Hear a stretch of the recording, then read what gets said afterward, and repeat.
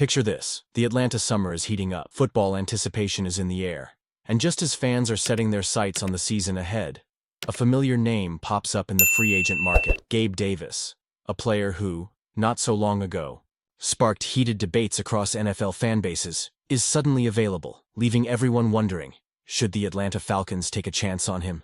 Tonight, we'll dig deep into the Gabe Davis question, examining his rise, his fall from favor, and whether a fresh start in Atlanta makes sense. So settle in, because this is more than just a transfer rumor. It's a behind-the-scenes look at what makes or breaks a modern NFL roster. Gabe Davis, a bright start, followed by sudden uncertainty. Gabe Davis's NFL journey began with promise. Drafted by the Buffalo Bills, he quickly built a reputation as a big-play threat, particularly in critical moments.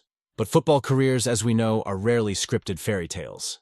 After a splashy entry into free agency in 2024, which featured Atlanta as one of his rumored destinations, Davis signed a lucrative 3-year, $39 million deal with the Jacksonville Jaguars.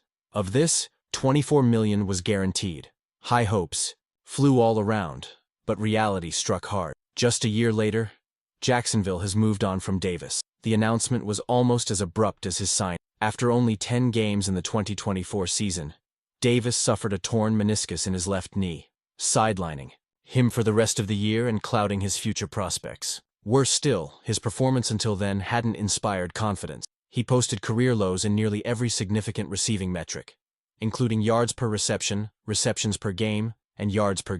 The Jaguars, in a decision equal parts bold and desperate, decided they would rather absorb a $20 million dead cap hit than retain Davis, signaling just how much faith they had lost in his potential to rebound. What went wrong in Jacksonville? It's easy to blame the injury for Davis's disappointing year, but the problems ran deeper than that.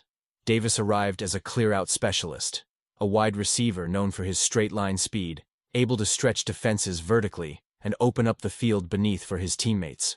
In theory, his skill set was a great fit for the Jaguars, and his price tag reflected, but the theory didn't translate to reality.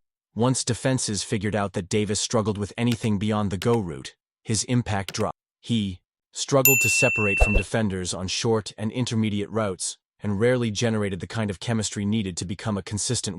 Many fans and analysts now look back at the deal with a mix of frustration and wonderment. What did Jacksonville see that others didn't? The answer might be in the desperation for speed and an X factor on the outside. But even those roles come with limitations, especially for a player whose recovery from a major knee injury is still in progress. The Falcons' offensive conundrum. So, how does all this relate to Atlanta? Let's be honest. The Falcons' wide receiver room doesn't strike fear into the hearts of opponents. 2024's offense drew criticism for its lack of field-stretching ability. Darnell Mooney is the best option right now, but he's far too valuable to consistently play the Last season, the team even relied on tight end Kyle Pitts for clear-out duties, an unusual approach, considering Pitts' own skill set.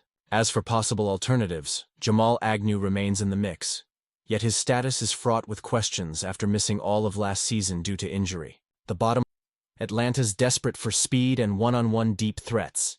Enter Gabe Davis. On paper at least, he fits the missing puzzle piece. A boundary X-receiver who can attack vertically and pull defenders away from the heart of the field. If teams are looking for a cost-effective way to shake up the WR room, few options are as intriguing as Davis. The big is the risk worth the. But here's where the discussion gets. The idea of Gabe Davis is enticing. The reality.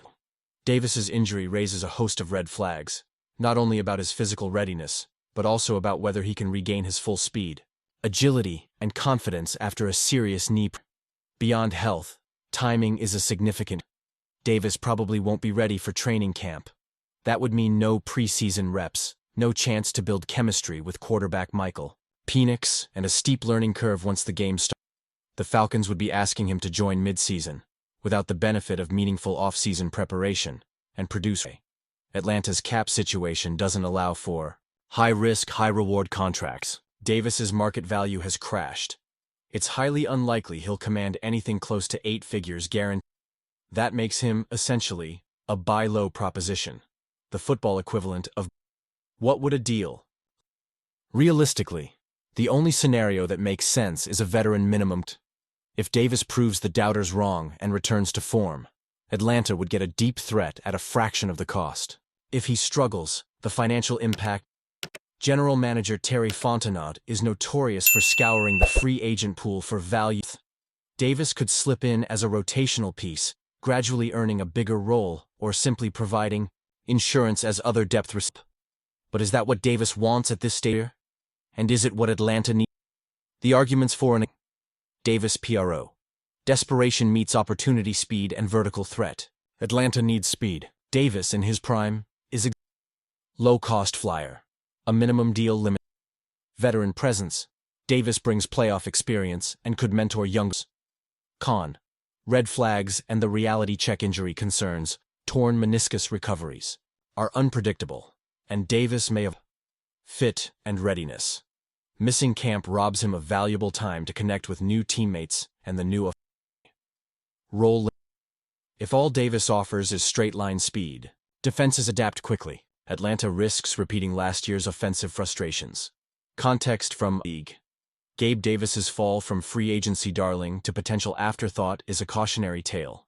Across the NFL, teams chasing name receivers on the downside of their careers often find themselves reliving the same cycle of hope and disappointment. For Atlanta, the stakes are higher than most.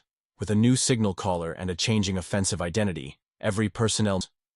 In the end, the debate boils down to this.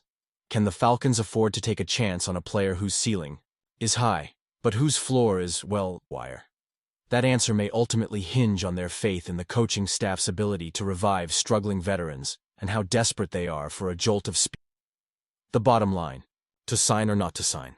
Atlanta's front office has to weigh whether Gabe Davis is the missing piece, or just another name in a long line of hopeful reclamation projects. If the deal is cheap and the expectations are kept in check, there's a legitimate argument to be made. For now, this feels like a move Atlanta shouldn't force.